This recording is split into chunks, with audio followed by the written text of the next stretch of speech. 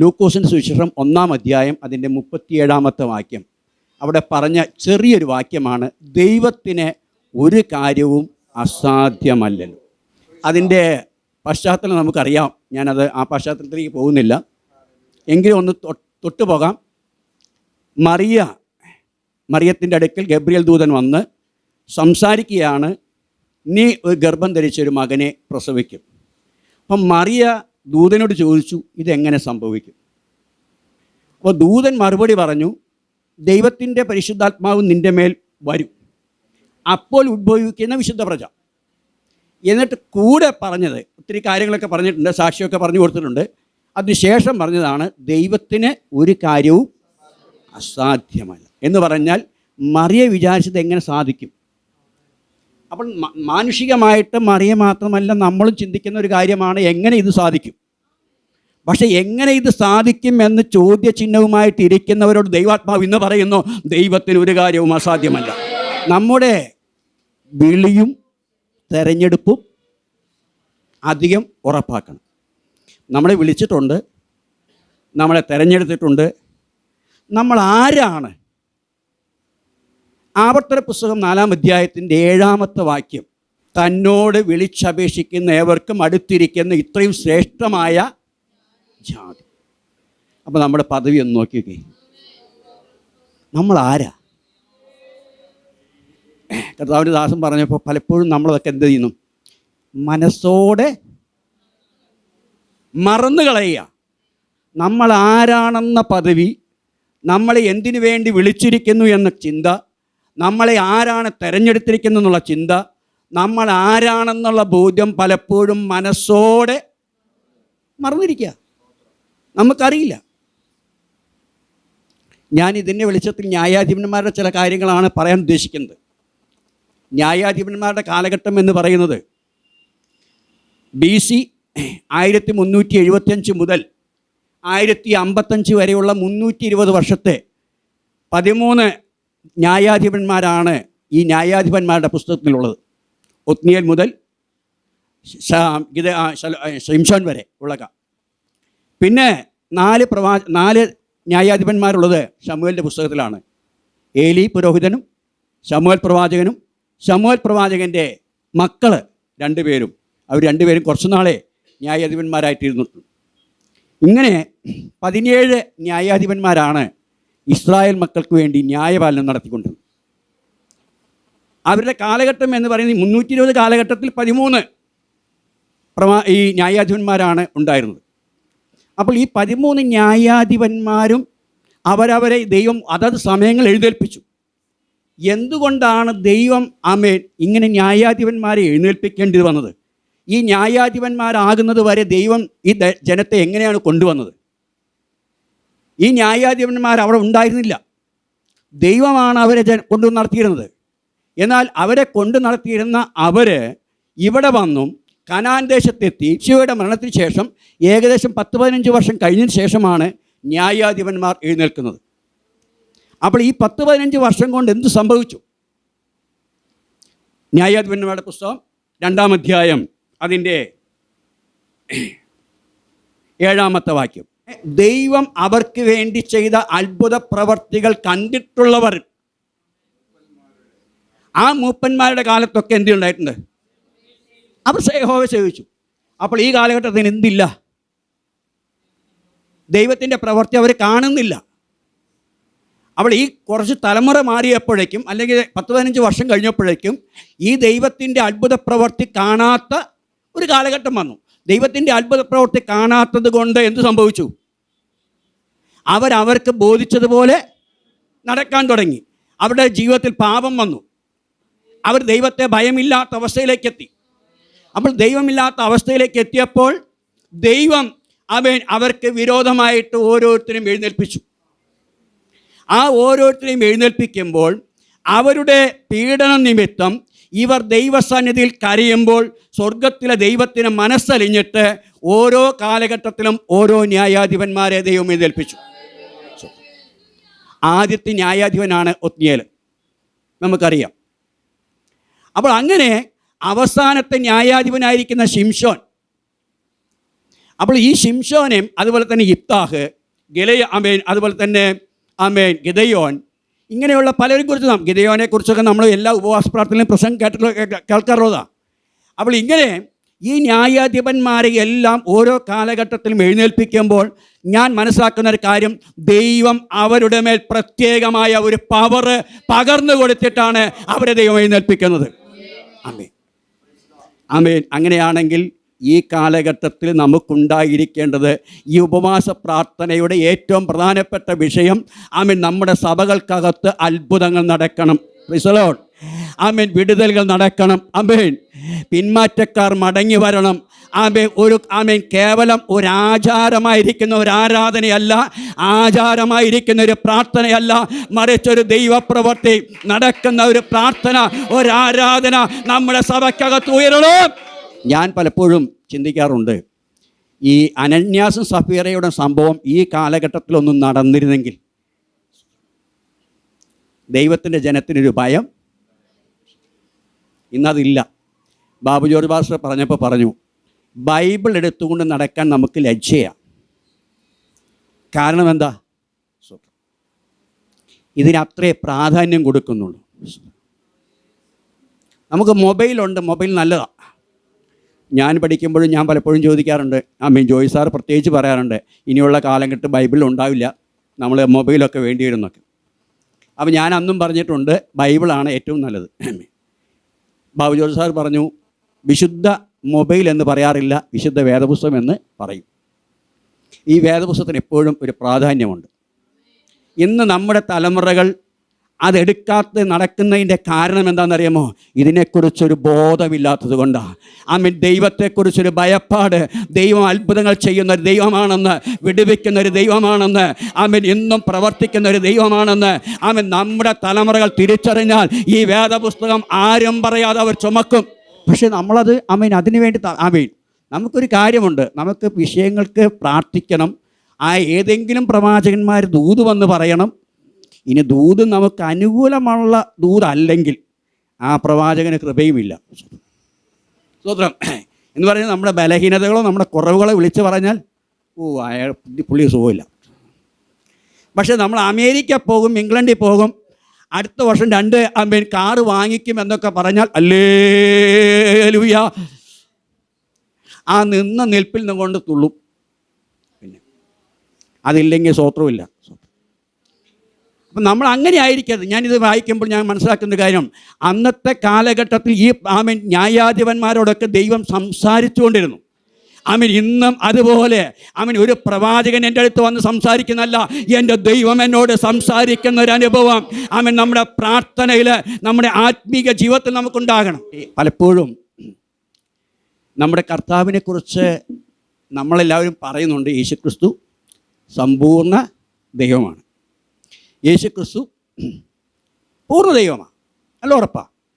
പക്ഷെ എന്തെങ്കിലും ഒരു കാര്യം പ്രാർത്ഥിക്കാൻ പറയുമ്പോൾ എന്നോട് പലരും പറഞ്ഞിട്ടുണ്ട്, ഒരു അത്യാവശ്യം വലിയൊരു കാര്യം, ഒരു പ്രത്യേക വിഷയമാണ്. ഞാൻ പറഞ്ഞു നമുക്ക് പ്രാർത്ഥിക്കാം. പാസ്റ്റർ, അത് പ്രാർത്ഥിച്ചിട്ടൊന്നും കാര്യമില്ല, പ്രാർത്ഥിച്ചിട്ട് കാര്യമില്ല, നടക്കത്തില്ല. അപ്പോൾ പിന്നെ ഞാൻ ചോദിക്കുന്നത്, ഈ യേശുക്രിസ്തു ആരാ? അപ്പോൾ യേശുക്രിസ്തുവിൽ എനിക്ക് വിശ്വാസമാണ്. പക്ഷെ ഞാൻ പ്രാർത്ഥിച്ചിട്ട്, ഈ കഴിഞ്ഞ ദിവസം കൊണ്ട് ഞാൻ അനുഭവിച്ച ഒരു കൊച്ചു എക്സാം പോകുമ്പോൾ ഞാൻ പറയും, മോള് ധൈര്യമായിട്ട് പൊക്കോ, ഞാൻ പ്രാർത്ഥിക്കാം. പുള്ളി പറഞ്ഞാൽ ഇനി പ്രാർത്ഥിച്ചിട്ടൊന്നും കാര്യമില്ല, എഴുതി കഴിഞ്ഞു പ്രാർത്ഥിച്ചിട്ട് കാര്യമില്ല. പക്ഷേ റിസൾട്ട് വന്നപ്പോൾ പാസ്സായി. ഞാൻ പറഞ്ഞു നമ്മുടെ അപ്പോൾ എന്താണ് സംഭവിച്ചത്? അവിടെ സംഭവിച്ചത് നമ്മുടെ അവിശ്വാസമാണ്. അപ്പം ഈ കാലഘട്ടത്തിൽ ദൈവത്തിൻ്റെ പ്രവൃത്തി സഭയ്ക്കകത്ത് നടക്കാത്തതിൻ്റെ ഒരു കാരണം നമ്മുടെ അവിശ്വാസമാണ്. ആമേൻ. അതൊന്ന് മാറ്റണം.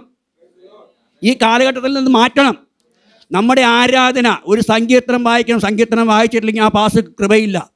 സ്തോത്രം. പല സഭകളും അങ്ങനെയാണ്, സങ്കീർത്തനം വായിച്ചതിന് ശേഷം പിന്നെ പ്രബോധിപ്പിക്കണം. അവർ 2 പ്രസംഗം പാസ് ഉണ്ടാക്കണം.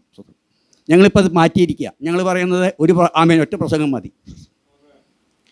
അപ്പോൾ അവർക്ക് നമുക്ക് 2 പാട്ടേ പാടാവൂ. 3ാമതൊരു പാട്ട് പാടിക്കഴിഞ്ഞാൽ പ്രശ്നമാണ്, സഭയ്ക്കകത്ത് പ്രശ്നമാണ്.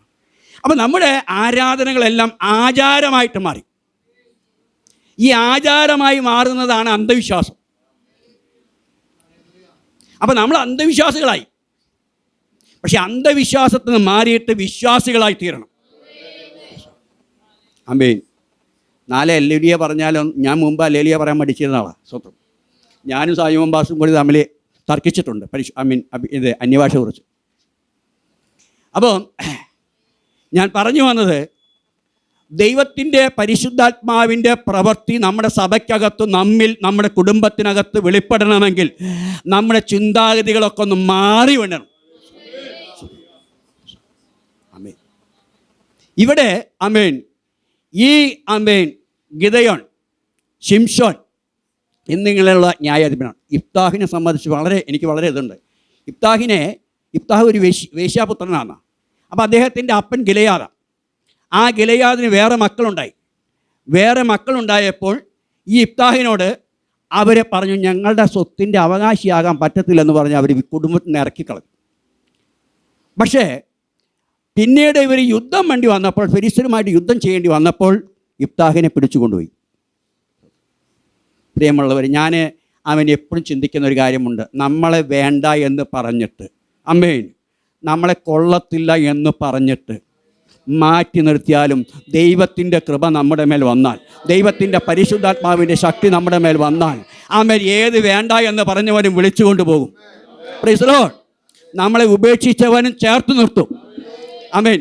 ഇപ്പോൾ ഇഫ്താഹിനോട് പറഞ്ഞ, നീ ഞങ്ങൾക്ക് രാജാവായിരിക്കണമെന്ന് പറഞ്ഞാൽ വിളിച്ചു കൊണ്ടുപോയത്. വീട്ടിൽ നിന്ന് തള്ളിക്കളഞ്ഞതാ. ആമേൻ. അപ്പം അതുകൊണ്ട് ഈ ദിവസങ്ങൾ നമുക്ക് വേണ്ടത് ദൈവത്തിൻ്റെ പരിശുദ്ധാത്മാവിൻ്റെ ശക്തിയാണ്. ഞാൻ എല്ലാം എടുക്കുന്നില്ല. ശിംശോനെ കുറിച്ച് ഒന്ന് രണ്ട് കാര്യം മാത്രം പറഞ്ഞിട്ട് ഞാൻ ഇരിക്കാൻ താല്പര്യപ്പെടുക. അവിടെ ആമേൻ, ഈ ജനം, പ്രത്യേകമായ ജനം, ദൈവത്തിൻ്റെ ജനം, അതിൻ്റെ 2-ാം അധ്യായം, ന്യായാധിപന്മാരുടെ പുസ്തകം 2-ാം അധ്യായത്തിൻ്റെ 1-ാമത്തെ വാക്യം വായിക്കുമ്പോൾ ദൈവം അവരോട് പറയുന്നൊരു കാര്യമുണ്ട്. ദൈവം ഇസ്രായേലിനോട് പറഞ്ഞൊരു വാക്യമാണ്, നിങ്ങളോടുള്ള എൻ്റെ നിയമം ഞാൻ ഒരിക്കലും, ദൈവം ഒരു വാക്ക് പറഞ്ഞാൽ അതൊരിക്കലും ലംഘിച്ച് കളയത്തില്ല, അതൊരിക്കലും ദൈവം മാറ്റിക്കളയത്തില്ല. 2-3 പ്രാവശ്യം നമ്മളൊക്കെ ആലോചനകൾക്കും ദർശനത്തിനൊരു അവധി വെച്ചിട്ടുണ്ട്. അത് വരും. അത് കേൾക്കുമ്പോൾ നമ്മളും ഹല്ലേലൂയ പറയും. 2 വർഷം കഴിഞ്ഞിട്ട് ആ ദർശനം കണ്ടിട്ടില്ലെങ്കിൽ, നടന്നിട്ടില്ലെങ്കിൽ നമ്മൾ പറയും, ഓ, ഇനി അതിനുവേണ്ടി കാത്തിരുന്നൊരു കാര്യമൊന്നുമില്ല, 2 വർഷവും കഴിഞ്ഞു. ഞാനൊരു കാര്യം പറയട്ടെ, ദൈവം നമുക്കൊരു ദർശനം തന്നാൽ, ദൈവം നമുക്കൊരു നിയമം പറഞ്ഞിട്ടുണ്ടെങ്കിൽ അതൊരിക്കലും ദൈവം മാറ്റിക്കളകയില്ല. നമ്മൾ അവിശ്വസ്തരായി പാർത്താലും ദൈവം വിശ്വസ്തനാണ്. ഞാൻ ഒരു വിഷയത്തിന് വേണ്ടി പ്രാർത്ഥിക്കും. കഴിഞ്ഞ ദിവസം കൊണ്ട് ഞാൻ പ്രാർത്ഥിച്ച ഒരു വിഷയത്തിന് വേണ്ടി പ്രാർത്ഥിക്കാൻ തുടങ്ങിയിട്ട് 10 വർഷമായി. എനിക്ക് നല്ല ഉറപ്പുണ്ട് അത് അടുത്ത ദിവസം നടക്കും. ഞാൻ ചൊവ്വരയിലൊക്കെ ഇരിക്കുന്ന സമയത്ത് ഞാൻ എഴുതി വെച്ചിട്ടുള്ള ഓരോ പ്രാർത്ഥനാ വിഷയങ്ങളുണ്ട്. എല്ലാ വിഷയത്തിനും ദൈവം മറുപടി തന്നിട്ടുണ്ട്. ഒന്നിനും മറുപടി തരാതിരുന്നിട്ടില്ല. ഒന്ന് ചോദിച്ചതിന് 3 തന്നിട്ടുണ്ട്. അപ്പം അതുകൊണ്ട് ആമേൻ, എനിക്ക് നല്ല ഉറപ്പുണ്ട് തീർച്ചയായിട്ടും അത് തരുമെന്ന്. 10 വർഷം കഴിഞ്ഞാലും. കഴിഞ്ഞ ദിവസങ്ങളിൽ സാജു അംബാസ് കനാന്യ സ്ത്രീയെക്കുറിച്ച് പറഞ്ഞപ്പോൾ പറഞ്ഞു, നാണമില്ലാതെ പുറകെ പോയി. അവിടെ എനിക്കൊരു കാര്യം മനസ്സിലായെന്ന്. ആമേൻ, ഞാൻ കഴിഞ്ഞ ദിവസങ്ങളിൽ വീണ്ടും അത് ചിന്തിച്ചു. കനാന്യ സ്ത്രീയും കർത്താവിൻ്റെ സൃഷ്ടിയാണ്, ദൈവത്തിൻ്റെ സൃഷ്ടിയാണ്. അപ്പോൾ ആ സ്ത്രീ കൂടെ അപേക്ഷിച്ചിട്ടും അതിന് മറുപടി കൊടുക്കാതെ കർത്താവ് പോയെങ്കിലും ഇത് പിന്നെയും ചെന്നു. അവസാനം വാക്യം പറഞ്ഞതെന്താ അറിയുമോ? നിൻ്റെ വിശ്വാസം പോലെ. അതിൻ്റെ അർത്ഥം എന്താ? അവരൊക്കെ കർത്താവിലുള്ള വിശ്വാസത്തിൻ്റെ ആഴം അത്രമാത്രമാണ്. ആമേൻ. അവരെ എത്ര തള്ളിക്കളഞ്ഞാലും അവർ പോകാത്തതിൻ്റെ കാരണം അവർക്ക് വിടുതൽ കർത്താവിൻ്റെ പക്കലാണ് ഉള്ളത്. അവർ കർത്താവിൻ്റെ പക്കൽ വിടുതലുണ്ട് എന്ന് നന്നായി ഉറപ്പിച്ചത് കൊണ്ട് അവർ പൂർണ്ണമായിട്ടും പിൻപറ്റി. അതുകൊണ്ട് എന്ത് പറഞ്ഞു? ഇതെന്ത് ചെയ്താലും മാറിപ്പോകത്തില്ല. അവസാനം പറഞ്ഞു, നിൻ്റെ വിശ്വാസം പോലെ ഭവിക്കട്ടെ. അപ്പോൾ വളരെ ആഴമേറിയ വിശ്വാസം ഈ കാലഘട്ടത്തിൽ നമുക്കും ആവശ്യമാണ്. നമ്മളെ ഒത്തിരി പുതിയ തലമുറകളിലേക്ക് വന്നു. ന്യൂ ജനറേഷനാണ്. ഇപ്പോൾ നേരത്തെ ബാബു ജോർജ് സാർ പറഞ്ഞതുപോലെ ബൈബിൾ എടുക്കാത്ത ഒരു കാലഘട്ടമാണ്. ഇനി നാളെ മൊബൈലും വേണ്ടി വരില്ല. കാരണം അതെല്ലാം ബാബു ജോർജ് സാർ സഭയിൽ പല പ്രാവശ്യം ബോർഡ് എഴുതിച്ചിട്ടുണ്ട് മൊബൈൽ ഉപയോഗിക്കരുതെന്ന്. പക്ഷേ ആ ബോർഡ് എഴുതി വെച്ചിട്ടും മൊബൈൽ അവിടെ ഉപയോഗിക്കും. കാരണം നമുക്കതൊന്നൊരു വിഷയമല്ല. പലപ്പോഴും ഈ വേദപുസ്തകത്തിനകത്ത് ഞാൻ കഴിഞ്ഞ ദിവസം കൂടി സംസാരിച്ചു കൊണ്ടിരിക്കുന്ന ഒരു കാര്യമുണ്ട്. ഈ വേദപുസ്തകത്തിനകത്ത് യേശു ക്രിസ്തുവിനെ, ദൈവത്തെ അവൻ എന്നൊരു വാക്ക് ഉപയോഗിക്കുന്നുണ്ട്. എനിക്കത് എടുക്കാൻ പേടിയാണ്. നിങ്ങൾ POC ബൈബിളിനകത്ത് നോക്കണം, അവിടെ എവിടെയെങ്കിലും അങ്ങനെ ഒരു വാക്കുണ്ടോ? ഇല്ല. അവിടുന്ന് അങ്ങ്, അതേ ഉള്ളൂ. ബൈബിൾ സൊസൈറ്റി അടിച്ചിറക്കിയ പുതിയ ബൈബിളുണ്ട്, ഒരു പുതിയ വേർഷൻ, അതിനകത്തുണ്ട് എല്ലാം അങ്ങ് അവിടെ നിന്നാണ്. പക്ഷെ നമ്മൾ ബൈബിളിനകത്ത് നമ്മൾ പിന്നെ അത് ഇച്ചിരി വിദ്യാഭ്യാസം ഉള്ളത് കൊണ്ട് നമ്മൾ പറഞ്ഞു ആ ട്രാൻസ്ലേഷൻ കുഴപ്പം. കാരണം യു എന്ന് പറഞ്ഞു കഴിഞ്ഞാൽ നീ ഒന്നാണ്, നിങ്ങളൊന്നാണ്, അപ്പോൾ അത് ബഹുവചനമാണ്. പക്ഷെ അത് എന്താ POC ബൈബിളിനകത്തില്ലാത്ത? പക്ഷെ POC ബൈബിളിനകത്തില്ല. ഇനി നമ്മൾ കർത്താവിനോട് പറഞ്ഞ കർത്താവെ നീ ഇങ്ങോട്ട് ഇറങ്ങി പോവാൻ, കഴിഞ്ഞ ദിവസം പറഞ്ഞില്ലേ, കർത്താവിന് നമ്മളെ അനുഗ്രഹിക്കാൻ പറ്റില്ലെങ്കിൽ മാറിയിരിക്കാൻ പറ, അങ്ങനെ പറഞ്ഞില്ലേ? കർത്താവിന് നമ്മളെ അനുഗ്രഹിക്കാൻ പറ്റില്ലെങ്കിൽ കർത്താവിനോട് അവിടുന്ന് മാറി നിൽക്കാൻ പറ. അപ്പോൾ നമ്മൾ പറയുന്നിടത്ത് കർത്താവ് കേൾക്കണം. നമ്മൾ എവിടെ എത്തി? നമ്മൾ ആരാ? കർത്താവ് ആരാ? നമ്മുടെ കളിപ്പാട്ടമാണ് കർത്താവ്. വേദപുസ്തകത്തിൽ ഒരു കാര്യം പറഞ്ഞിട്ടുണ്ട്, ദൂതന്മാരെ കുറിച്ച് പറഞ്ഞിട്ടുണ്ട്, അവർ രക്ഷിക്കപ്പെടുന്നവരുടെ സേവാത്മാക്കളാണ്. ആരാ? ദൂതന്മാർ. പക്ഷെ ദൈവത്തെക്കുറിച്ച് അങ്ങനെ പറഞ്ഞിട്ടില്ല. ആമേൻ. കർത്താവ് ആരാണെന്ന് മനസ്സിലാക്കണം. പ്രിയമുള്ളവരെ, പൗലോസ് അപ്പോസ്തലൻ പറയുന്നൊരു പദം എന്നെ വളരെ ചിന്തിപ്പിച്ചിട്ടുണ്ട്. നാം എല്ലാവരും ക്രിസ്തുവിൻ്റെ ന്യായാസനത്തിന് മുമ്പാകെ വെളിപ്പെടേണ്ട ഒരു ദിവസം വരും. നമ്മളെല്ലാവരും അവിടെ ചെല്ലണം. അവിടെ ഗ്രൂപ്പ് തിരിച്ചൊന്നുമില്ല. ആമേൻ. സൗന്ദര്യം നോക്കുന്നില്ല, വിദ്യാഭ്യാസം നോക്കുന്നില്ല, എല്ലാവരും അവിടെ ചെല്ലണം. അന്നേരമാണ് നമ്മുടെ വിഷയം. അതുകൊണ്ടാണ് ഞാൻ പറയുന്നത്, അനന്യാസ സഭയിലും ഈ കാലഘട്ടത്തിൽ നടക്കണമായിരുന്നു. സഭയ്ക്കകത്ത് നടക്കണം. നമ്മളൊന്ന് ആരാധനയ്ക്ക് വന്നിരുന്നാൽ സിനിമ കാണാതിരിക്കുന്നത് പോലെ ആയിരിക്കുന്നു. അതുകൊണ്ടാണ് ആ ഒരു കാര്യത്തിൽ ഞാൻ കത്തോലിക്കരുടെ ഭക്തി, പണ്ട് ഞാൻ പഠിച്ചപ്പോൾ പറഞ്ഞതാണ്, കത്തോലിക്കൻ്റെ ഭക്തിയും ബ്രദർകാരൻ്റെ അറിവും പെന്തക്കോസിൻ്റെ ഉണർവും, ഇത് മൂന്നും കൂടെ ഉണ്ടെങ്കിൽ ഒരു യഥാർത്ഥ ക്രിസ്ത്യാനി. അവർ മുട്ടുമ നിൽക്കും. ഞങ്ങൾ ബാബു ജോർജ് സാറിനെ അറിയാം, പെനിയലിൽ ചാക്കോ സാറ് വന്നു കഴിഞ്ഞാൽ ഞങ്ങളെ മുട്ടുമ നിർത്തും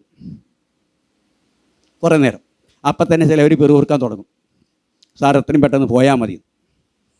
കാരണം നമുക്ക് മുട്ടുമ നിൽക്കാൻ പേടിയാണ്, നമുക്ക് മുട്ടുമ നിൽക്കാൻ പറ്റത്തില്ല. പക്ഷെ മുട്ടുമ നിൽക്കാൻ നമുക്ക് കഴിഞ്ഞാൽ നമ്മുടെ ദൈവം ആരാ?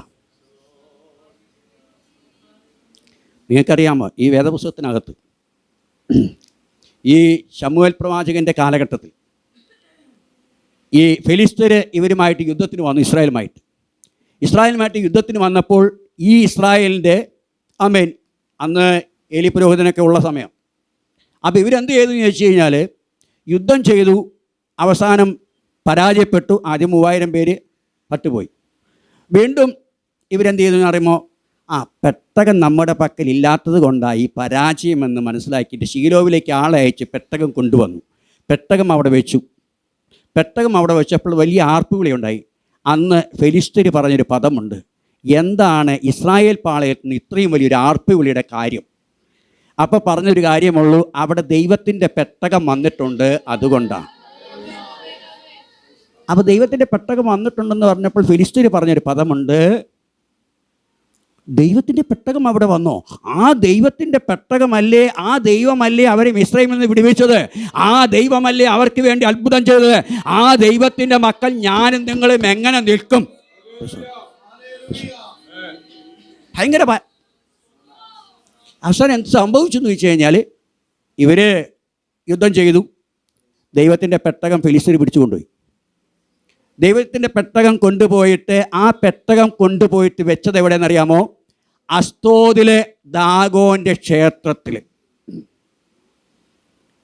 ദാഗോൻ്റെ ക്ഷേത്രത്തിൽ ആ പെട്ടകം വെച്ചു. അവർ സുന്ദരമായി കിടന്നുറങ്ങി. പിറ്റേ ദിവസം രാവിലെ എഴുന്നേറ്റ് ചെന്ന് നോക്കുമ്പോൾ സംഭവിച്ചത്, ദാഗോൻ വീണ് കിടക്കുക. പെട്ടകത്തിനൊരു കുഴപ്പം പറ്റിയിട്ടില്ല. ദാഗോൻ വീണ് കിടക്കുന്നു. അവർ വീണ്ടും അതെടുത്തു വെച്ചു. അന്ന് രാത്രി ഉറങ്ങി. പിറ്റേ ദിവസം ചെന്നപ്പോൾ തലേ ദിവസം വീണിട്ടേ ഉണ്ടായിരുന്നുള്ളൂ, കവിണ്ണ് വീണിട്ടുണ്ടായിരുന്നുള്ളൂ. പിറ്റേ ദിവസം ചെന്നപ്പോൾ കവിണ്ണ് വീണു, പുള്ളിയുടെ കൈയും ഒടിഞ്ഞു, കാലും ഒടിഞ്ഞു, തലയും മേറിയായി. ആമേൻ. ഞാൻ പറയട്ടെ, ആമേൻ, ദാഗോൻ്റെ ക്ഷേത്രത്തിനകത്ത് പെട്ടകം വെച്ചപ്പോൾ, ആമേൻ, അവിടെ ദാഗോൻ വീണെങ്കിൽ ഞാൻ പൂർണ്ണമായിട്ടും വിശ്വസിക്കുന്നു, നമ്മുടെ കർത്താവിൻ്റെ മുമ്പിൽ ഏത് പൈശാചികമായ ശക്തിയും മാറിപ്പോകും. ആമേൻ. ഇന്ന് നമുക്ക് ഏറ്റവും വലിയൊരു കാര്യമുള്ള പറഞ്ഞു, നമുക്കെല്ലാവർക്കും പേടി ആരെയാ? കർത്താവിനൊരു പേടിയില്ല. കർത്താവിനെ ഒരു പേടിയില്ല. കർത്താവിന് വേണമെങ്കിൽ ഇങ്ങോട്ട് ഇറങ്ങി വാ, പറ്റിയില്ലെങ്കിൽ അങ്ങോട്ട് മാറിപ്പോ, അല്ലെങ്കിൽ ആമേൻ ഇന്നിവിടെ വന്ന് തട്ടിക്കരെ, എനിക്ക് ഇഷ്ടമില്ലാത്തൊരു പുള്ളി അവിടെ ഉണ്ട്, അവനങ്ങനെ വെട്ടിക്കൊള്ളാതെ. ഇങ്ങനെയൊക്കെയാണ് നമ്മുടെ ഭാര്യ. പക്ഷെ പിശാച് എന്ന് പറയുമ്പോൾ നമുക്ക് പേടിയാണ്. പോരാട്ടോ, ഭയങ്കര പോരാ, എന്നും പോരാട്ടാ, എപ്പോഴും പോരാട്ടാ. ഉറങ്ങാൻ പറ്റുന്നില്ല, പോരാട്ടം. ചില ആളുകൾ രാത്രി ഉറക്കത്തിലുണ്ട്, എന്താ പറയുന്നത് അറിയാമോ? സ്വോത്രം പറയണ്ട, പക്ഷെ നമുക്ക് കേൾക്കില്ല, എന്ന് പറയും. പക്ഷെ പേടിച്ചിട്ടാ. കാരണം പിശാച് വന്ന് കൊങ്കയ്ക്ക് പിടിച്ചിരിക്കുക. അപ്പോൾ ഇവർക്ക് ശബ്ദം കിട്ടുന്നില്ല. അപ്പോൾ അപ്പം അവർ പറയുന്നത് സ്വോത്രമാണ്, കാരണം സ്വോത്രം പറഞ്ഞ് വിടുതലാ. അപ്പം ഇങ്ങനെ നമുക്ക് എപ്പോഴും പേടിയാണ്. ആരെ പേടി? ഞാൻ പറയുന്ന പിശാചാണ് വലുത്, ദൈവമാണ് വലുത്. ആമേൻ. കർത്താവായ യേശു ക്രിസ്തു ആണോ വലുത്? ആമേൻ. പിശാചാണോ വലുത്? ദാഗോൻ്റെ ക്ഷേത്രത്തിനകത്ത് പെട്ടകം കൊണ്ടുവച്ചപ്പോൾ ദാഗോൻ്റെ വിഗ്രഹം അതിനകത്ത് വീണെങ്കിൽ എൻ്റെ ദൈവത്തിൻ്റെ മുമ്പിൽ ഏത് പൈശാചികമായ ബന്ധനങ്ങളും മാറിപ്പോകും. ശിംശോനെ കുറിച്ച് പറയുമ്പോൾ, ശിംശോൻ്റെ വിഷയം നമുക്കറിയാം. ഈ അവസാനത്തെ ഒരു ന്യായാധിപനാണ്. അവസാനത്തെന്ന് പറഞ്ഞാൽ ന്യായാധിപന്മാരിലെ 13 ന്യായാധിപന്മാരിലെ അവസാനം. അപ്പോൾ അദ്ദേഹം പ്രശ്നങ്ങളുണ്ടാക്കി, ഫെലിസ്ത്യനുമായിട്ട് യുദ്ധത്തിനുള്ളൊരു കാരണമുണ്ടാക്കി. അദ്ദേഹത്തിൻ്റെ അപ്പൻ്റെ പേര് മനോഹൻ എന്നൊക്കെയാണല്ലോ. അപ്പോൾ ദൈവം ഇറങ്ങി വന്നിട്ട് പറഞ്ഞൊരു കാര്യമാണ്. മനോഹയോട് പറഞ്ഞു, അവരുടെ ഭാര്യയോട് പറഞ്ഞു, നിങ്ങളൊരു മകനെ പ്രസവിക്കും, അവൻ്റെ തലയിൽ ക്ഷൗരക്കത്തി തൊടാൻ പാടില്ല, അവൻ വ്രതക്കാരനായിരിക്കണം എന്നൊക്കെ പറഞ്ഞു. ഇതെല്ലാം പറഞ്ഞ് ഈ ശിംശോൻ വളർന്നു. അപ്പം അദ്ദേഹത്തിന് ഒരാഗ്രഹം എവിടെ നിന്ന് അറിയുമോ? ഫെലിസ്ത്യയിൽ നിന്നൊരു പെണ്ണിനെ എടുക്കണമെന്ന്. പുള്ളി അവർ ആ പെണ്ണുമായിട്ട് സ്നേഹിച്ചു. അങ്ങനെ ആ സ്നേഹനിമിത്തം പുള്ളി പറഞ്ഞു. അപ്പോൾ അപ്പനും അമ്മയും പറഞ്ഞു, മോനെ അതൊന്നും വേണ്ട, ഏതാ ഫെലിസ്ത്യരുമായിട്ടുള്ള ആ ബന്ധമൊന്നും വേണ്ട, നമുക്ക് ഇവിടെ നിന്നൊക്കെ പോരെ. പുള്ളി പറഞ്ഞു, അത് പറ്റില്ല, എനിക്ക് അത് തന്നെ വേണം. അങ്ങനെ ഇവർ ആമേൻ പെണ്ണ് ചോദിക്കാൻ വേണ്ടി അങ്ങോട്ട് ചെന്നു. ഏതായാലും അവിടെ ചെന്നപ്പോൾ ആ പോകുന്ന പോക്കിലാണ് ഒരു ബാലസിംഹം ഈ പുള്ളിയുടെ അടുക്കിലേക്ക് വന്നത്. ഈ ബാലസിംഹം വന്നപ്പോൾ പുള്ളി എന്ത് ചെയ്യുന്നു അറിയുമോ? അവിടെ പറയുന്നത്, ദൈവത്തിൻ്റെ ആത്മാവ് അവൻ്റെ മേൽ വന്നു, അപ്പോൾ ആമേൻ സിംഹത്തെ അവൻ അടിച്ചു കൊന്നെന്നാണ് പറയുന്നത്. അവൾ ആ ആട്ടിൻകുട്ടിയെപ്പോലെ സിംഹത്തെ കീറിക്കളയാൻ, നമ്മുടെ നേരെ ആമേൻ നേരെ സിംഹം വന്നിരുന്നെങ്കിൽ സ്വത്രം, നമ്മൾ വേദപുസ്തകം പഠിച്ചുകൊണ്ട് സ്വത്രമൊന്നും പറഞ്ഞു കൂടേനെ അല്ലേ? എന്നെ വിശ്വാസത്തിലേക്ക് ആമേൻ ഞാൻ വിശ്വാസത്തിലേക്ക് വരാൻ കാരണം, ഞാൻ നമ്പ്യാരാണെന്ന് നിങ്ങൾക്ക് എല്ലാവർക്കും അറിയണം.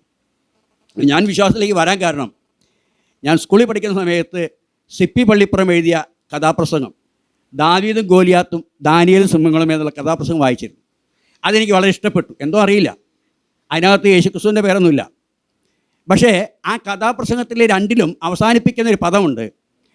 ഈ ദാനിയേലിൻ്റെ നേരെ സിംഹങ്ങൾ വന്നു, അപ്പോൾ സിംഹങ്ങളുടെ വായടച്ച ദൈവത്തെ വാഴ്ത്തുവിൻ നിങ്ങളെല്ലാം. അതാണ് ആ കഥാപ്രസംഗത്തിൻ്റെ അവസാനം കൊണ്ടുവച്ചിരിക്കുന്നത്.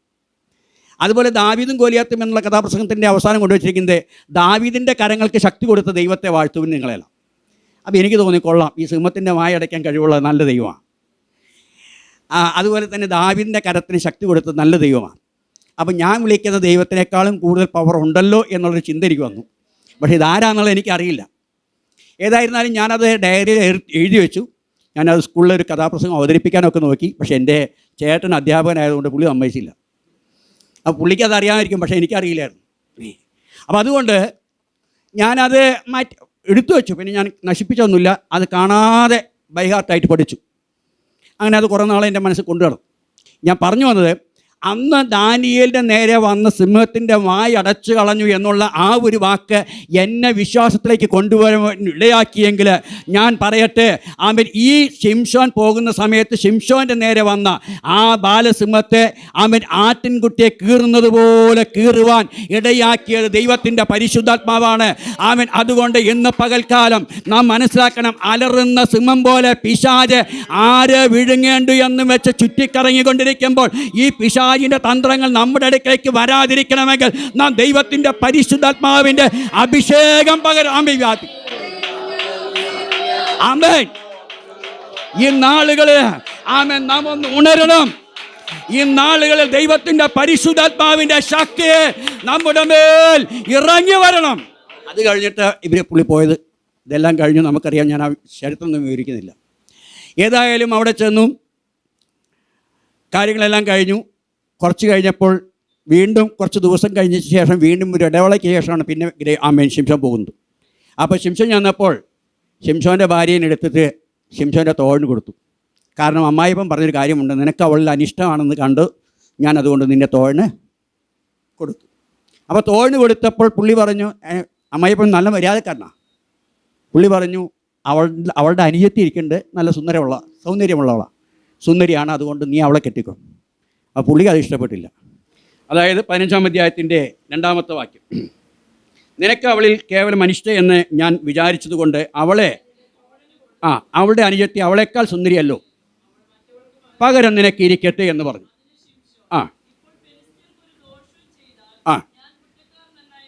സ്വന്തം ഭാര്യേനെ എടുത്ത് തോഴിന് കൊടുത്തപ്പോൾ പുള്ളിക്ക് മനസ്സിലായി, ഇനിയിപ്പോൾ ഇവരോട് ചെയ്താൽ ഒരു കുഴപ്പമില്ല. അപ്പോൾ ഇതിനു വേണ്ടിയാണ് ദൈവം ഈ പരിപാടി ചെയ്തത്, അത് വേറെ കാര്യം. അപ്പോൾ ദൈവം എന്തെങ്കിലും ഒന്ന് ചെയ്യുമ്പോൾ ദൈവത്തിനൊരു ഉദ്ദേശമുണ്ട്. പക്ഷെ നമുക്ക് പലപ്പോഴും അത് മനസ്സിലാക്കില്ല. ആ ഒരു ദോഷം നമുക്കുണ്ട്. നമുക്ക് ആമേൻ ദൈവം എന്തെങ്കിലും ചെയ്താൽ അത് നന്മയ്ക്കാണ് എന്ന് നമുക്ക് വിശ്വസിക്കാൻ ഇച്ചിരി ബുദ്ധിമുട്ടാണ്. എന്നാലും നമ്മൾ ചോദിക്കും, എന്താ അങ്ങനെ? ഞാൻ ചിലപ്പോൾ സാമ്പത്തികമായിട്ടൊക്കെ വളരെ ബുദ്ധിമുട്ടുന്ന സമയത്ത്, വളരെ ഞെരുക്കുന്ന സമയത്ത് 4 ഭാഗത്തും ഞെരുക്കുവാണ്.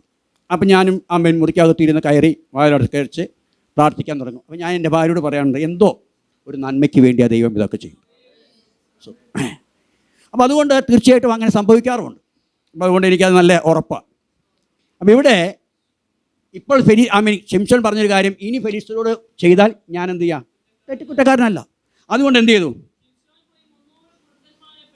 അപ്പോഴാ പുള്ളി പറയുന്നത് 300 കുറുക്കന്മാരെ പിടിച്ച് വാല് കെട്ടി എന്ത് ചെയ്തു? ഫെലിസ്ത്യരുടെ വയലിലേക്ക് വിട്ടു. അവിടെ വയൽ മുഴുവൻ നശിപ്പിച്ചു.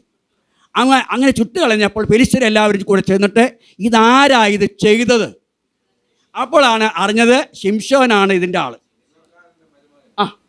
അപ്പോൾ ഈ തിമ്നക്കാരൻ്റെ മകനായിരിക്കുന്ന മരുമകനായിരിക്കുന്ന ശിംശോനാണ് ഇത് ചെയ്തതെന്ന് മനസ്സിലായപ്പോൾ പിന്നെ ശിംശോനെ, ഇനി അടുത്തൊരു പദം, ശിംശോനെ പുതിയ കയറ് കൊണ്ട് കെട്ടിയത് ആരാ? ഈ ശിംശോനെ ഈ കുറുക്കന്മാരെയൊക്കെ അയച്ചു, ആ വയലൊക്കെ നശിച്ചു. അപ്പോൾ ശിംശോൻ്റെ നേരെ ഇത് സംഭവിച്ചത് ഇങ്ങനെയാണെന്ന് പറഞ്ഞപ്പോൾ ഫെലിസ്ത്യർ എന്ത് ചെയ്തു? യഹൂദ പാളയത്തിലിറങ്ങി. യഹൂദന്മാരുടെ പാളയത്തിലേക്ക് ഫെലിസ്ത്യർ വന്ന് യഹൂദന്മാരുമായിട്ട് യുദ്ധത്തിന് വേണ്ടി ഇറങ്ങിയപ്പോൾ അപ്പോഴത്തേക്കും ഈ പുള്ളി എന്ത് ചെയ്തെന്നറിയുമോ? ഈ പരിപാടിയും ചെയ്തിട്ട് ഈ പുള്ളി വേറെ ഒളിച്ചിരുന്നു. ആരാ? ശിംശോൻ. പുള്ളി പോയി ഒളിച്ചിരുന്നു. അപ്പോൾ യഹൂദന്മാരുടെ ഇടയിലേക്ക് പാളയത്തിലേക്ക് ഫെലിസ്ത്യർ ഇറങ്ങിയപ്പോൾ യഹൂദന്മാർ ചോദിച്ചു, ഇതെന്താ ഈ പ്രശ്നം? അപ്പം പറഞ്ഞു, നിങ്ങളുടെ ഇടയിലുള്ള ശിംശോൻ കാരണമാണ് ഞങ്ങൾ ഈ വന്നത്, അതുകൊണ്ട് അവനെ പിടിച്ചുകൊണ്ട് വരണം. ഇത് പിടിച്ചുകൊണ്ടുവരാൻ പറഞ്ഞപ്പോൾ യഹൂദന്മാരെന്ത് ചെയ്തു? ചെന്ന് ശിംശോനെ പിടിച്ച് എങ്ങനെ കെട്ടി? അപ്പോൾ ശിംശോൻ പറയുന്നൊരു കാര്യമുണ്ട്, നിങ്ങൾ എന്നെ കൊല്ലില്ല എന്ന് പറയണം, എന്നാൽ ഞാൻ നിങ്ങൾക്ക് കീഴ്പ്പെടാം. അങ്ങനെ സമ്മതിച്ചിട്ട് കീഴ്പ്പെട്ടു. പുതിയ കയർ കൊണ്ട്, അങ്ങനെയാ പറഞ്ഞത്, പുതിയ കയർ കൊണ്ട് അവർ ബന്ധിച്ച് കൊണ്ടുപോയി. ആരാ ഇത് ബന്ധിച്ചത്? യഹൂദന്മാരാരാ? ശിംശോൻ്റെ ആരാ? ആണോ? അപ്പം നമ്മളെ ബന്ധിക്കുന്നത് നമ്മുടെ സഹോദരന്മാരാ. സ്തോത്രം. ആമേൻ. കാരണം എന്താ? ആ ബന്ധനം എങ്ങനെയാണ് വരുന്നത്? ഞാൻ പറയട്ടെ, ശിംശോൻ്റെ മേൽ ദൈവത്തിൻ്റെ പരിശുദ്ധാത്മാവിൻ്റെ ശക്തിയുണ്ട്. ശിംശോന് ഒരു പ്രത്യേക താലന്തുണ്ട്. ശിംശോൻ്റെ മേൽ പ്രത്യേക അധികാരമുണ്ട്. ആ അധികാരം അവൻ വെളിപ്പെടാതിരിക്കേണ്ടതിന് അവൻ്റെ സഹോദരന്മാർ അവർക്ക് ഈ കൃപ പ്രാപിച്ചിട്ടില്ല. അവർക്ക് ഈ ആത്മാവിൻ്റെ പവർ അറിയത്തില്ല. അവൻ ഈ ശിംശോൻ്റെ മേൽ പകർന്നിരിക്കുന്ന ആത്മാവിൻ്റെ ശക്തി എത്രയാണെന്ന് അവർക്കറിയത്തില്ല. അങ്ങനെയുള്ളവരാ ബന്ധിച്ചത്. Praise the lord. ആമേൻ. എന്നും നമ്മുടെ ശുശ്രൂഷയ്ക്ക് തടസ്സം അതാ. ഇന്നും നമ്മുടെ ശുശ്രൂഷയ്ക്ക് തടസ്സമാ. ആമേൻ. അല്ലേ? ആമേൻ. ഇപ്പോൾ ഒരുപാട് ശുശ്രൂഷയുണ്ട്. ആമേൻ. നേരത്തെ പറഞ്ഞതുപോലെ ആമേൻ, കർത്താവിൻ്റെ ദാസന്മാർ പറഞ്ഞതുപോലെ ഒരുപാട് ആമേൻ ഉടായ്പകളുണ്ട്. കഴിഞ്ഞ ദിവസം ഞാൻ ആമേൻ ക്ലാസ്സിൽ ഇരുന്നപ്പോഴാണ് കേട്ടത്, 460 രൂപ കൊടുത്താൽ പ്രവചനം കിട്ടും. 460 രൂപ. അത് വിൽക്കുന്ന സ്ഥലമുണ്ട്. 460 രൂപ കൊടുത്താൽ മതി. അപ്പോൾ ഞാൻ ചിന്തിച്ചു, 500 രൂപ കൊടുത്താൽ ബാക്കി 40 രൂപയും കിട്ടും, പ്രവചനം കിട്ടും. പക്ഷെ അതിനൊരു ഒരു ടൈമുണ്ട്. ഒരു ദിവസം എന്നെ ഒരാൾ വിളിച്ചിട്ട് പറഞ്ഞു, അദ്ദേഹം റേക്ക് പഠിപ്പിക്കുന്ന ആളാണ്. അദ്ദേഹത്തിൻ്റെ കൂടെ അവർ രണ്ടുപേരും കേരളത്തിൽ മൊത്തം പല ഭാഗങ്ങളിൽ പോയി റേക്ക് പഠിപ്പിക്കുന്നവരാണ്. അപ്പോൾ എന്നോട് പറഞ്ഞു, പാസ്റ്റർ വാ ക്ലാസ്സിന്, റേക്ക് പാസ്റ്റർ ക്ലാസ്സിന് വാ എന്ന് പറഞ്ഞു. ഞാൻ പറഞ്ഞു, എനിക്ക് ആ കൃപയില്ല. പാസ്റ്റർ ഇഷ്ടംപോലെ പാസ്റ്റർമാർ വരുന്നുണ്ട് റേക്ക് പഠിക്കാൻ. അപ്പോൾ ഈ റേക്ക് പഠിച്ച ആൾ എൻ്റെ വീട്ടിൽ വന്നു. ഞങ്ങൾ ഒരുമിച്ച് പ്രാർത്ഥിക്കുക. പുള്ളി എൻ്റെ അടുത്ത് കൂടെ പ്രാർത്ഥിക്കാനായിരുന്നു. അപ്പോൾ പുള്ളി അന്ന് രക്ഷിക്കപ്പെട്ടില്ല, ഇപ്പോൾ സ്നാനപ്പെട്ട് നമ്മുടെ കൂടെ ഉണ്ട്. അപ്പോൾ ആ സമയത്ത് എൻ്റെ മോൻ, രണ്ടാമത്തെ കൊച്ചു, അന്ന് ചെറുതാ, അവൻ വീണപ്പം കൈ മുറിഞ്ഞിട്ട് ബ്ലഡ് വന്നപ്പോൾ ഈ റേക്ക് പഠിച്ച പുള്ളി ഇങ്ങനെ കൈ ഇങ്ങനെ നീട്ടി, ആ ബ്ലഡ് അവിടെ നിന്നു.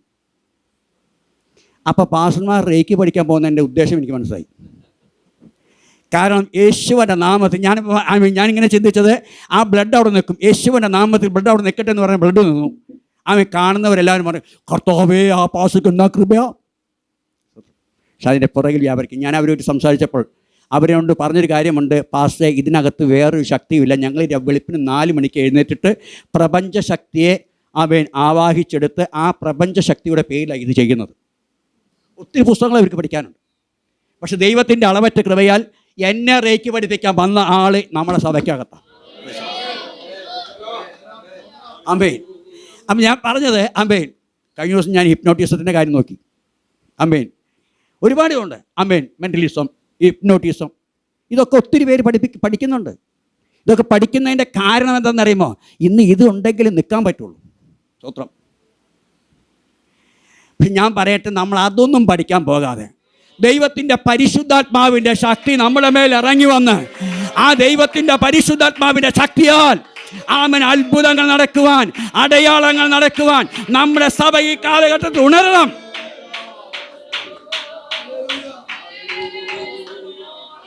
ഞാൻ നിർത്തുക, 2 കാര്യം കൂടെ പറഞ്ഞു. ആമേൻ. അപ്പോൾ ശിംശോൻ്റെ മേൽ ഇവർ ആമേൻ എന്ത് ചെയ്തു? പുതിയ കയർ കൊണ്ട് ഇവർ ബന്ധിച്ചിട്ട് 15-ാം അധ്യായത്തിൻ്റെ നമ്മൾ വായിച്ച വാക്യത്തിലെ 14-ാമത്തെ വാക്യം. അപ്പോൾ ഫെലിസ്ത്യര് ഈ ആമേൻ ശിംശോനെ കണ്ടപ്പോൾ അവർ ആർത്തു. എന്താ ആർക്കാൻ കാരണം? ആമേൻ, ശിംശോൻ നമ്മുടെ കയ്യിലാക്കപ്പെട്ടു. ആരുടെ കയ്യിലാണ്? ഫെലിസ്ത്യൻ്റെ കയ്യിൽ. മറ്റോരും സന്തോഷിച്ചു. കാരണം നമ്മുടെ ഒരു സഹോദരനെ ബന്ധിച്ച് കൊടുത്തല്ലോ.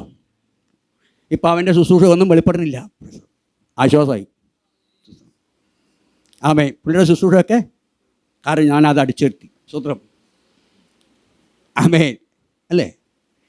അപ്പോൾ പുള്ളിക്കും കുഴപ്പമില്ല. ആമേൻ. ഇപ്പം 2 കൂട്ടരാണ് സന്തോഷിക്കുന്നത്. ഒരാൾ ആമേൻ യഹൂദന്മാർ സന്തോഷിച്ചു, ഫെലിസ്ത്യനും സന്തോഷിച്ചു. പക്ഷേ ഈ 2 കൂട്ടരുടെ സന്തോഷത്തിൻ്റെ ഇടയിൽ അവർക്ക് 2 പേർക്കും സന്തോഷിക്കാൻ സ്വർഗത്തിലെ ദൈവം ഇടകൊടുത്തില്ല. ആമേൻ. അതിൻ്റെ മുമ്പേ പരിശുദ്ധാത്മാവിൻ്റെ ശക്തി അവൻ്റെ മേൽ വന്നപ്പോൾ അവൻ്റെ ആമേൻ ശരീരത്തിന്മേൽ കെട്ടിയിരുന്ന കയറ്, ആ പുതിയ കയറ് ആമേൻ ചണനൂൽ പോലെ കരിഞ്ഞുപോയി. അങ്ങനെയാണെങ്കിൽ നമ്മുടെ മേൽ കെട്ടിയിരിക്കുന്ന ഏത് കെട്ടാണെങ്കിലും ആമേൻ, ആമേൻ. ചില ആളുകൾ പറയാറുണ്ട്, ആമേൻ ഈ കെട്ട് അങ്ങനെ അഴിയത്തില്ല, ആമേൻ ഈ കെട്ട് ഇങ്ങനെ അഴിയത്തില്ല, ആമേൻ ഇതിന് കുറേ കാര്യങ്ങളുണ്ട്. ആമേൻ. കഴിഞ്ഞ ദിവസങ്ങളിൽ ഞാൻ ഞെട്ടിപ്പോയി. ഒരു പാസ്റ്റർ, അവർ കുടുംബമായിട്ട്, ആമേൻ, ഒരു അമ്മച്ചിയാണ്, പാവപ്പെട്ടൊരു അമ്മച്ചിയാണ്. അപ്പോൾ അവർ ഒത്തിരി സ്വത്തുണ്ട്. അപ്പോൾ അവർ ഇങ്ങനെ പ്രവാചകന്മാരെയൊക്കെ വിളിക്കുന്ന കൂട്ടത്തിൽ നല്ല വിശ്വാസമുള്ളൊരു അമ്മച്ചിയാണ്. ഈ അമ്മച്ചി ഒരു പാസ്റ്റർ ഉണ്ട്, ഇങ്ങനെ ഭൂതത്തെ ഒക്കെ പുറത്താക്കുന്നു എന്നറിഞ്ഞപ്പോൾ പാസ്റ്ററെ വിളിച്ച് പ്രാർത്ഥിപ്പിച്ചപ്പോൾ ആദ്യം അമ്മച്ചിയോട് ചോദിച്ചു, അമ്മച്ചി ആരൊക്കെ ഉണ്ട്? അപ്പോൾ അമ്മച്ചി മാത്രമേ ഉള്ളൂ, പിന്നെ സ്വത്തൊക്കെ എത്രയുണ്ട്, ബാങ്കിലെ ബാലൻസ് ഇതൊക്കെ നോക്കി. അപ്പോൾ പാസ്റ്റർക്കും തിരക്കടില്ല. അവിടുന്ന് പാസ്റ്റർ പറഞ്ഞു, പ്രാർത്ഥിച്ചു, ഇത് പെട്ടെന്ന് മാറത്തില്ല, അതുകൊണ്ട് ഒരു 3 ആഴ്ച ഞങ്ങളിവിടെ വന്ന് താമസിച്ചിട്ട് പ്രാർത്ഥിക്കണം. അങ്ങനെ ഇവർ ഭാര്യയും ഭർത്താവും കൂടെ ഒരുമിച്ച് ബാണക്കെട്ടൊക്കെ ആയി അവിടെ വന്ന് താമസിച്ചു. 3 ആഴ്ച കഴിഞ്ഞു, പാസ്റ്റർ പോകുന്നില്ല. 3 മാസം കഴിഞ്ഞു, ഈ അമ്മച്ചിയുടെ പിശാചും പോയിട്ടില്ല, പാസ്റ്റർ പോകുന്നില്ല. കുറച്ച് കഴിഞ്ഞു, അമ്മച്ചിയുടെ ബാങ്ക് ബാലൻസ് എല്ലാം തീർന്നു. അവസാനം അമ്മച്ചിയുടെ വീടും കൂടെ പുള്ളിയുടെ പേരിലേക്ക് ആക്കി. അവസാനം ഈ അമ്മച്ചീനെ ഒരു മുറിക്കകത്ത് പൂട്ടിയിട്ടു. വിടുതൽ പ്രാപിക്കാൻ ആഗ്രഹിക്കുന്ന ആളുകളുണ്ട്. അതാ ഇതിൻ്റെ തെളിവ്. ആമേൻ, സ്തോത്രം. പരിശുദ്ധാത്മാവിൻ്റെ പ്രവൃത്തി നമ്മിൽ കൂടെ നടക്കുന്നുവെങ്കിൽ ആമേൻ, ഞാൻ വിശ്വസിക്കുന്നു നമ്മൾ ഇതുപോലെയുള്ള തട്ടിപ്പിന് പോകാനല്ല, ആമേൻ, നമ്മൾ ഇതുപോലുള്ള കള്ളത്തരത്തിന് പോകാനല്ല, നമ്മൾ മറ്റുള്ളവരുടെ മുതൽ അപഹരിക്കാനല്ല. ദൈവത്തിൻ്റെ പരിശുദ്ധാത്മാവിൻ്റെ ശക്തി നമ്മുടെ മേൽ വന്ന് നമ്മുടെ സഭയ്ക്കകത്ത്, നമ്മുടെ കുടുംബങ്ങൾക്കകത്ത്, ആമേൻ, നമ്മുടെ സെക്ഷനകത്ത്, ആമേൻ, ഒരു ദൈവപ്രവൃത്തി കാണണം. പൈശാചികമായി ബന്ധിക്കപ്പെട്ട് നമ്മുടെ സഭയ്ക്കകത്ത് കിടക്കാൻ വേണ്ടിയല്ല ഇതിനകത്ത് കൊണ്ടുവന്നത്. ഈ ന്യായാധിപന്മാരെ എല്ലാവരും എഴുന്നേൽപ്പിച്ചത് എന്തിനു വേണ്ടിയാണെന്ന് അറിയുമോ? ന്യായാധിപന്മാരെ എഴുന്നേൽപ്പിച്ചത് ദൈവമക്കൾക്ക് വേണ്ടിയാണ്, അല്ലേ? ദൈവമക്കൾ പാപം ചെയ്ത് ആ പാപം ചെയ്തതിൻ്റെ ഫലമായിട്ട് അവർ ശത്രു സൈന്യം ആക്രമിക്കുമ്പോൾ അവരിൽ നിന്ന് വിടുവിക്കാനാണ്. അപ്പോൾ ദൈവജനത്തിൻ്റെ രക്ഷയ്ക്ക് വേണ്ടിയാണ് ന്യായാധിപന്മാരെ എഴുന്നേൽപ്പിച്ചതെങ്കിൽ ഈ കാലഘട്ടത്തിൽ സഭയുടെ രക്ഷയ്ക്ക് വേണ്ടി, സഭയിലുള്ള വിശ്വാസികളുടെ ആത്മരക്ഷയ്ക്ക് വേണ്ടി, അവരുടെ വിടുതലിന് വേണ്ടിയാണ് ദൈവദാസന്മാരെ ദൈവം എഴുന്നേൽപ്പിച്ചത്. കർത്താവിൻ്റെ ദാസൻ പറഞ്ഞു, തെരഞ്ഞെടുപ്പ്, വിളി, ഇത് രണ്ടും നമ്മൾ ഉറപ്പാക്കിയുണ്ട്. ഈ ദിവസങ്ങളിൽ ഈ ഉപവാസ പ്രാർത്ഥന കഴിയുമ്പോൾ ഞാൻ തീർച്ചയായിട്ടും വിശ്വസിക്കുന്നു, ഈ ഉപവാസ പ്രാർത്ഥന കഴിയുമ്പോൾ നമ്മുടെ സഭകൾ ഞാൻ ഈ കഴിഞ്ഞ ദിവസങ്ങളിൽ ഞാനിപ്പോഴും അവിടെ പറയുന്നൊരു കാര്യമുണ്ട്. ഞാൻ ചെല്ലുമ്പോൾ 956 കുടുംബങ്ങളുള്ള ഒരു ഇടവയ്ക്ക് താഴെയാണ് ഞാൻ താമസിക്കുന്നത്. പക്ഷേ ഞാൻ ചെന്നതിന് ശേഷം അതിപ്പം 3 പള്ളിയായി. പക്ഷേ 3 പള്ളിയായപ്പോൾ ഇപ്പോഴും ഉണ്ട് 1200 കുടുംബം. അപ്പോൾ ഞാൻ കർത്താവിനോട് പറയുന്നൊരു കാര്യമുണ്ട്, കർത്താവ് ആ 1200 കുടുംബം എനിക്ക് വേണം.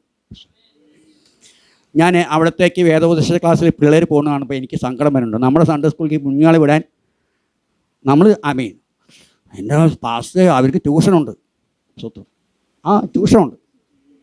അതുകൊണ്ട് സൺഡേ സ്കൂളില്ല. നമുക്കറിയാം ബൈബിളൊക്കെ. ഞാൻ കഴിഞ്ഞ ദിവസം ഒരാളോട് പറഞ്ഞപ്പോൾ ബൈബിളൊക്കെ നമുക്കറിയാവുന്നില്ലേ. അപ്പോൾ അതുകൊണ്ട് ഈ ദിവസങ്ങളിൽ നമ്മളൊന്ന് മടങ്ങി വരണം. നമ്മുടെ സഭയ്ക്കകത്തൊരു ഉണർവുണ്ടാകട്ടെ. ഈ ഉപവാസ പ്രാർത്ഥന കഴിയുമ്പോൾ ദൈവം അതിന് വ്യത്യാസം വരുത്തട്ടെ. ശിംശോൻ്റെ ബന്ധനങ്ങൾ അഴിച്ചെങ്കിൽ, ശിംശോനെ ദൈവം ഉപയോഗിച്ചെങ്കിൽ, ശിംശോൻ്റെ മേൽ ദൈവത്തിൻ്റെ പരിശുദ്ധാത്മാവ് വന്നെങ്കിൽ, വലിയ അത്ഭുതങ്ങൾ നടന്നെങ്കിൽ, ഈ കാലഘട്ടത്തിൽ ദൈവത്തിൻ്റെ ദാസീദാസന്മാരുടെ മേൽ പരിശുദ്ധാത്മാവിൻ്റെ ശക്തി വന്ന് സഭയ്ക്കകത്ത് ശക്തി ഇറങ്ങി ദിവസങ്ങൾ അത്ഭുതങ്ങൾ നടക്കട്ടെ, അടയാളങ്ങൾ നടക്കട്ടെ, സഭ ഉണരട്ടെ.